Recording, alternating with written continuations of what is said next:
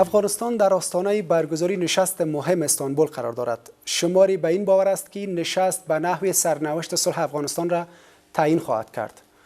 تا چه حد باید انتظار رسیدن به صلح را از دریچه این نشست ما داشته باشیم؟ آیا نشست استانبول آخرین فرصت برای رسیدن و دستیابی به کلید صلح در افغانستان خواهد بود؟ از سوی دیگر در تازه‌ترین مورد ایالات متحده آمریکا آقای جو بایدن تصمیم گیری روی خروج نیروهای آمریکایی را از افغانستان تا اول ماه می دشوار خواند. پیش از این طالبان هم هشدار داده بودند که اگر ایالات متحده آمریکا بر بنیاد توافق که با این گروه انجام دادند نیروهایش تا اول ماه می از افغانستان خارج نکنه، این گروه حملاتشان را بر نیروهای آمریکایی و خارجی اثر خواهد گرفت. من روحید اندیشمند با مهمانم آقای آرناوت پاولز معاون نمایندگی اتحادیه اروپا در افغانستان بیشتر در این مورد خواهیم پرداخت. So I'm really great to have you in our show, Mr. Pauwels. And also I'd like to ask, nowadays everybody is waiting. در آغاز می‌خواهم از شما بپرسم که در این روزها همه در انتظار برگزاری نشست استانبول است. انتظارات از این نشست بسیار بالاست. شما چی فکر می‌کنید که چقدر این نشست برای سرنوشت صلح افغانستان مهم است؟ Well, we saw a peace dialogue that's beginning دیالوگ صلح از سپتامبر سال گذشته آغاز شد، نزدیک به 6 ماه پیش از امروز. پیشرفت‌های در دوحه به میان آمده اما بسیار محدود. درک می‌کنیم که باید صبور باشیم، اما ما همچنان می‌گوییم که بسیاری طرف‌ها در انتظار یکدیگرشان بوده‌اند. زمان دشوار بود که نسبت به گفتگوهای صلح فشار آورده می‌شد و این چیزی است که اتفاق می‌افتد و چیزی است که در حال اتفاق افتادن است. ما نشست یک روزه مسکو را داشتیم و حالا شاید یک نشست درازتری را در ترکیه داریم. ما در اتحادیه اروپا از آن بسیار استقبال می‌کنیم و خواهان فشارهای سیاسی از کشورهای بزرگ منطقه‌ای و دنیا برای کمک و پشتیبانی از گفتگوی صلح هستیم. We in the European Union we see this as a very welcome political push from major countries globally and regionally to help and support the peace dialogue. And the European Union wants to. و اتحادیه اروپا می‌خواهد بخشی از این نشست باشد. بنابراین این نشست بسیار قابل اهمیت خواهد بود اگر هر کس به گونه مشترک و به شیوه ساختاری کار کند. اما ما به گونه کامل هنوز اطمینان نداریم، چون ما از طرف طالبان نشنیده ایم که آنها در این نشست به سطح بالای اشتراک خواهند کرد. That they will actually be there at a high level. They should be there at the highest level. آمادگی اتحادیه اروپا برای اشتراک در این نشست به کدام سطح است؟ The European Union hasn't been officially invited yet. اتحادیه اروپا به گونه رسمی تاکنون دعوت نشده است. هیچ کس تاکنون دعوت نشده است، چون در اول باید روی جای آن تصمیم گرفته شود که احتمالاً استانبول باشد و ترکیه دوست و یک شریک مهم اتحادیه اروپا است و در این زمینه سخت تلاش می‌کند که پیشرفت صورت گیرد. اما آنها نمی‌تواند که این نشست را به تنهایی به پیش ببرد، بلکه نیاز به پشتیبانی دولت، مردم و کشورهای بزرگ دارد. بنابراین اتحادیه اروپا به سطحی که از وی دعوت شود اشتراک خواهد کرد و هدف ما این است که معادل با دیگران اشتراک کنیم. رئیس جمهور هم می‌خواهد سفر کند و از سوی حکومت به سطح وزیران نیز در آن اشتراک خواهند کرد. President Ghani is ready to travel, so that's the head of state, head of government, ministerial level. So you talked about the participation of President of Mr. Ghani or President Ghani. شما در مورد اشتراک رئیس جمهور غنی گفتید. گزارش‌های وجود دارد که رئیس جمهور غنی گفته در صورت در این نشست اشتراک خواهد کرد که ملا هیبت الله رهبر گروه طالبان نیز اشتراک کند. چی فکر می‌کنید که اگر این اتفاق نیفتد و رئیس جمهور اشتراک نکند، فضای این نشست چگونه به پیش خواهد رفت؟ Mr. Ghani, President Ghani as well. So how would you see the talking and discussion و آیا تصمیم هایی که در غیاب رئیس جمهور غنی در این نشست گرفته خواهد شد برای وی قابل قبول خواهد بود؟ Would it be acceptable for President Ghani? The president in this country is very powerful. That's the role the constitution gave to him. رئیس جمهور این کشور بسیار قدرتمند است. این نقش است که قانون اساسی به وی داده است. این یک طرف قضیه. از سوی دیگر رئیس جمهور مسئول است تا درک کند که اولویت‌های سیاسی، مسیرهای سیاسی چیست. بنابراین بر بنیاد این قضاوت سیاسی او باید گام‌های بهتری را برای پیشرفت و منفعت کشور و مردمش بردارد. بنابراین صدای رئیس جمهور فوق‌العاده مهم است، اما طبیعی است که تنها صدای وی نیست، بلکه به مشوره‌های زیادی نیاز است. است. از همین خاطر اتحادیه اروپا و کشورهای دیگر در کابل از سیاسیون توقع دارد که با همدیگر صحبت کنند و تلاش کنند که یک راه پیشرو را پیدا کنند.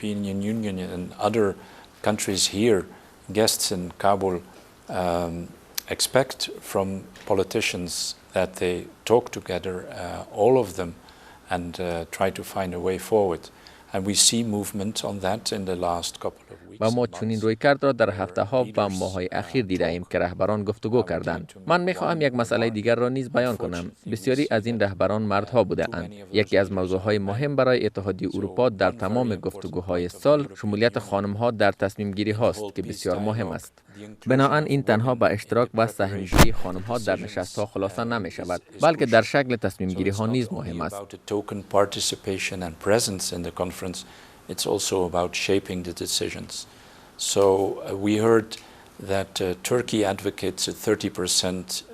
ما شنیدیم که ترکیه طرفدار اشتراک 30% خانم هاست و ما فکر میکنیم که این یک نظریه بسیار عالی است. چیزی که ما در مسکو دیدیم تنها یک خانم اشتراک داشت. این نباید تکرار شود. اتحادیه اروپا افغانستان را بر بنیاد ارزش‌ها پشتیبانی میکند و اشتراک خانم‌ها یکی از آن ارزش هاست. بنابراین می‌خواهیم این مسئله در عمل پیاده شود، نه تنها در گفتار. So we want to see this expressed indeed. In not only in words, and so we look forward to that conference. It's going to be important. ما در انتظار این نشست هستیم و بسیار مهم خواهد بود. شمولیت همه صداها در افغانستان، مرد، زن، جوان، تنوع‌های قومی و مذهبی بسیار مهم است. و چرا مهم است؟ چون شما می توانید تنها از این راه به یک نتیجه دوامدار و پایدار برسید. رویکرد عجولانه افغانستان را به چیزی که نیاز دارد که ثبات دوامدار است نخواهد رساند. A quick fix will not bring Afghanistan what it needs and that stability over the long term. Yeah, thank you. These days, the term of ممنون. در این روزها از حکومت موقت یا انتقالی نیز صحبت‌های می‌شود و بسیاری‌ها آن را کلید رسیدن به صلح می‌دانند. شما یا اتحادیه اروپا در این مورد چی نظری دارد؟ آیا حکومت موقت یک کلید راه حل برای رسیدن به صلح خواهد بود؟ The position of the EU is that reforms in the country should be based on. موقف اتحادیه اروپا برای اصلاحات در کشور بر بنیاد اصول حقوقی و قانون اساسی است. این مسیر است که ترجیح می‌دهیم که باید مقدمه چینی باقی آنها مطابق با قوانین باشد که آنها می‌فهمند. اما حالا وضعیت استثنایی ما را به یک راه حل استثنایی می‌رساند. حرف اخیر باید آوردن صلح و ثبات در افغانستان باشد. صلح باثبات و دوامدار. Peace and stability in Afghanistan, sustainable long term. So we do not advocate any kind of quick change of power. It's not about power. ما طرفدار هیچ نوع تغییر فوری قدرت نیستیم. تنها مسئله قدرت مطرح نیست، بلکه مسئله در مورد این است که در دراز مدت چه به کشور می آورید. بنابراین غصب قدرت از یک طرف یا طرف دیگر ما را به ثبات نمی رساند. فکر میکنم این مسئله واقعا مهم است. اجازه بدهید بگویم طرف طالبان قصد دارند که از راه زور به قدرت برسند. آنها فکر میکنند یک راه نظامی وجود دارد و هیچ کس به گونه مطمئن در آن مورد نمیداند و اگر بداند هم هیچ کس نمیخواهد آن را آزمایش کند. اما به همه معلوم است که هیچ راه حل نظامی برای پایان جنگ وجود ندارد، خلاف آنچه که ممکن شمار از رهبران نظامی طالبان فکر میکنند. There is no military solution to the conflict, contrary to what maybe some military leaders in the Taliban movement think. If you take the power by force, اگر شما قدرت را از راه زور به دست بگیرید، شما تنها قدرت گرفتید، اما نفوذ یا حقوق اخلاقی برای حکومتداری هنوز به دست نگرفته اید. بنابراین نیاز به نظریه‌های برای پیشرفت است. ایالات متحده یک مفکوره و یک پیشنهاد رو روی میز گذاشته و دیگران می توانند در این پیشنهاد چیز اضافه کنند یا بدیل آن را آماده سازند و به چیزهای دست یابند که از سوی گروه‌های سیاسی و مردم در افغانستان دست یافتند. make alternative proposals and come to something which is carried by the political groups and by society in Afghanistan. President Ghani just prepared an alternative. رئیس جمهور غنی یک طرح بدیل را در مقابل طرح آمریکا آماده ساخته است که برگزاری انتخابات زود هنگام است. چی فکر میکنید که آیا این طرح بهتر است نسبت به طرح آمریکا؟ proposal which the United States prepared for Afghanistan? Well, sometimes an idea can خب بعض اوقات یک فکر یا اجازه بدهید بگویم بعض اوقات مشکل ها پشت چیزهای پنهان می شود که فکر می کنید یک مفکوری بسیار واضح است. اگر شما انتخابات را در هر گوشه جهان یا افغانستان برگزار کنید از لحاظ تکنیکی و مالی بسیار مشکل خواهد بود. بنابراین اگر ما به دو انتخابات ریاست جمهوری گذشته ببینیم معلوم می شود که بسیار دشوار خواهد بود که انتخابات را برگزار کنیم. بنابراین آیا ممکن است که آن طور انتخابات را در 6 ماه برگزار کنیم قسمی که او پیشنهاد کرده؟ فکر میکنم به گونه واضح نه. Those kind of elections in 6 months as he proposed, I think the jury is still out. به این معنا که بسیار واقع بینانه نیست. Well, from what I hear, نه خیر واقع بینانه نیست. realistic. گزارش هایی وجود دارد که طالبان تقاضای نشست استانبول را پس از ماه رمضان کرده است. چی فکر می کنید که چی دلیل های سیاسی پشت این تصمیم طالبان نهفته است؟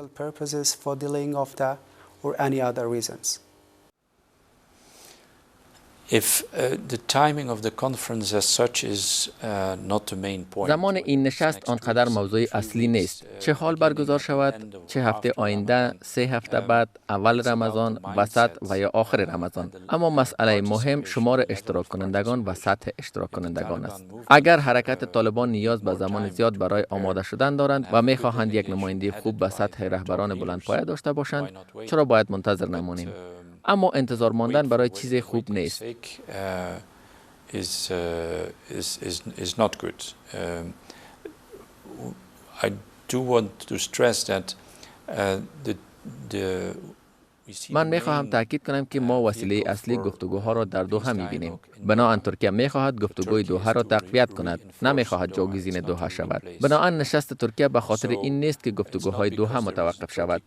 دو گروهی که در آنجا هستند باید به گفتگوهایشان ادامه دهند. 6 ماه میشود که آنها یکدیگر خود را میشناسند و ما باید در مورد موضوعهای مؤثر و پیشرفت دست پیدا کنیم و این آمادگی ها در نشست استانبول جریان خواهد داشت.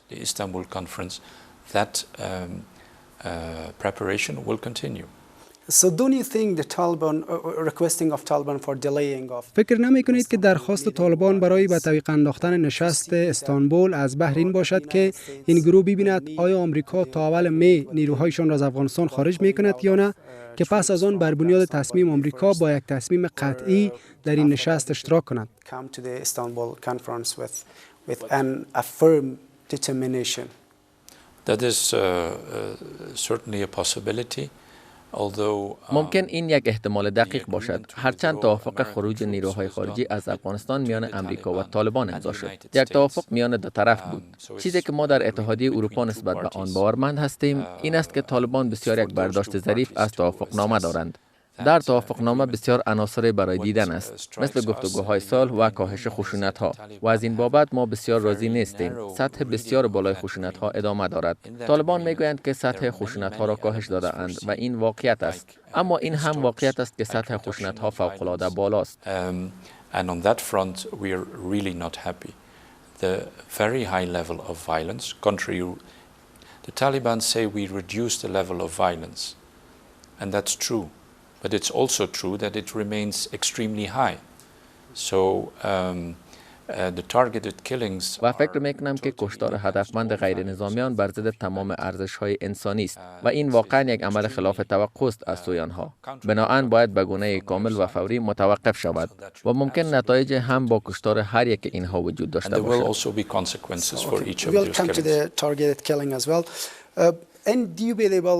بدون شک نشست استانبول یکی از نشست‌های بزرگ نسبت به صلح افغانستان است. احتمالاً این نشست فوق‌العاده مهم خواهد بود. یقیناً قسمی که شما هم در اول گفتید که شمار نمایندگان زیادی از کشورهای بزرگ در این نشست اشتراک خواهند کرد. شما نقش این کشورها را در این نشست نسبت به روند صلح افغانستان چگونه می‌بینید؟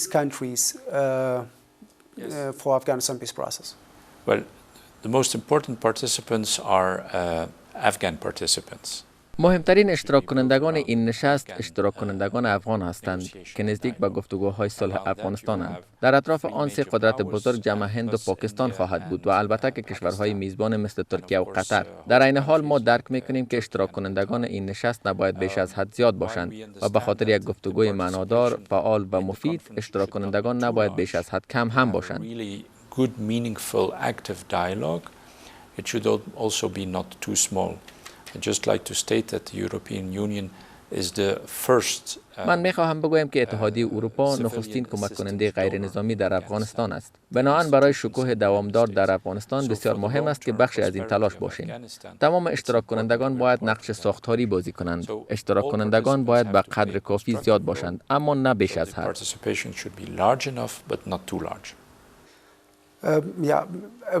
Recently, President Biden اخیراً رئیس جمهور بایدن گفت که تصمیم گیری روی خروج نیروهای آمریکایی از افغانستان تا اول ماه می با در نظر داشت شرایط جاری سخت خواهد بود. شما چی فکر میکنید که خروج نیروهای خارجی از افغانستان چی تأثیر خواهد داشت؟ What will be the impact of the withdrawing of foreign forces from Afghanistan if it happens by May 1st?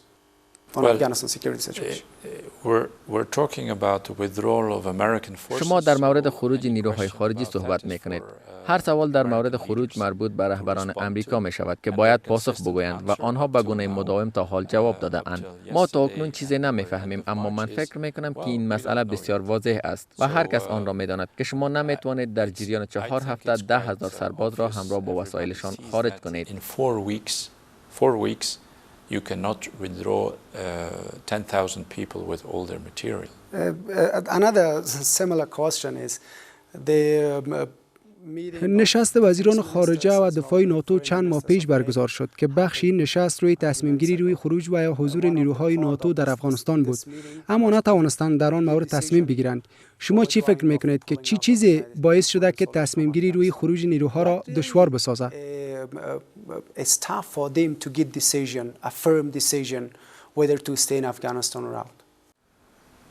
Well, the coalition that is present. قوایی که حضور نظامی در میدان دارند یک سلسله اهداف مشخص دارند که گاه اوقات نسبتاً تغییر میکند، اما مبارزه با هراس افغانی یک بخش مهم آن است و ما یک نشانه مختلط را در میدان جنگ میبینیم. آیا القاعده هنوز هم اینجا حضور دارند یا نه؟ در مورد داعش چطور؟ این برای ایالات متحده و اروپا فوق‌العاده مهم است. How about ISIS? So this is extremely important both for the United States and for Europe. The United States is still engaging with the ایالات متحده هنوز هم مصروف بازنگری توافقنامه صلح با طالبان است، در حالی که پیش از این ثابت شده و حتی مقام‌های آمریکایی خودشان نیز گفتند که طالبان بر بنیاد این توافقنامه عمل نکرده است. پس آمریکا با بازنگری این توافقنامه به دنبال چیست؟ So what the United States is looking for by reviewing of this, despite they know that they didn't or they haven't met with the agreement.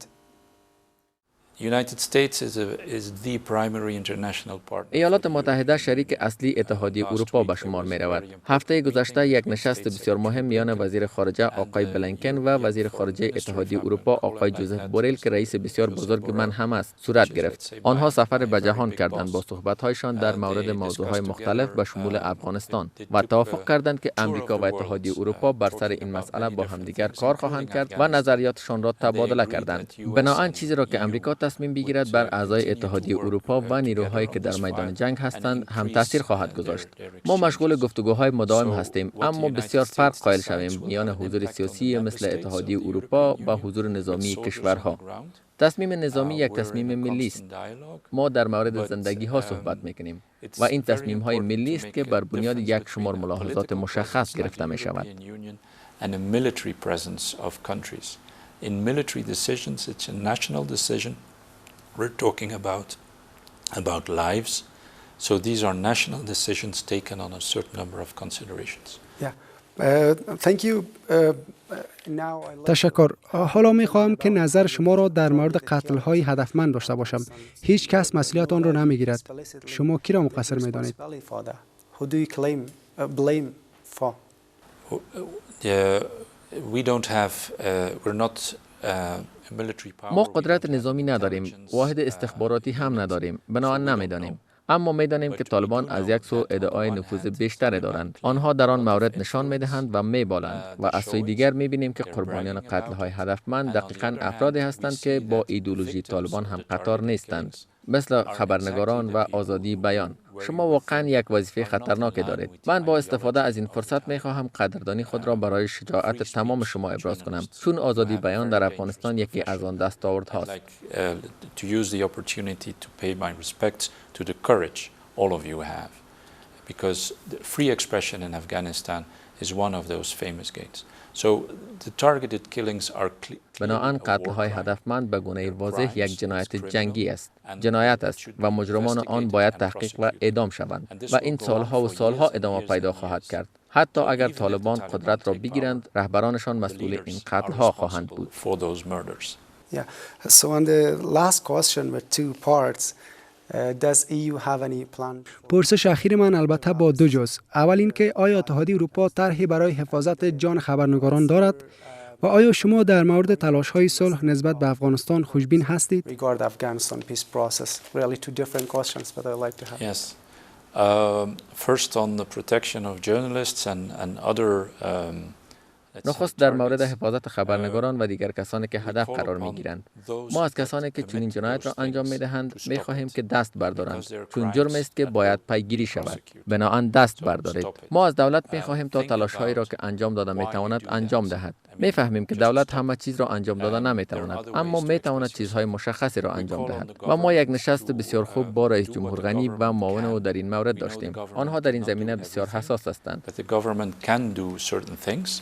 And we had a very good meeting with President Ghani and Vice President Saleh on that, and they explained us that they are very sensitive to the subject. And then more concretely, countries are trying to have some concrete measures.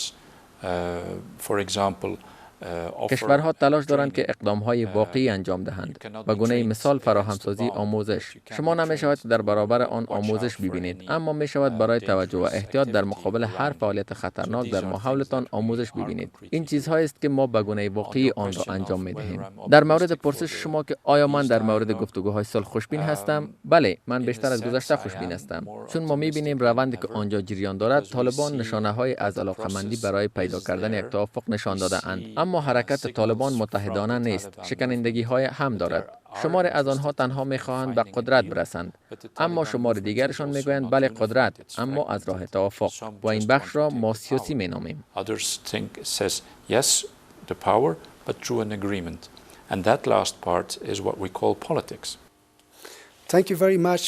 تشکر آقای آرناوت پاولز، معاون نمایندگی اتحادیه اروپا در افغانستان. خیلی ممنون از شما.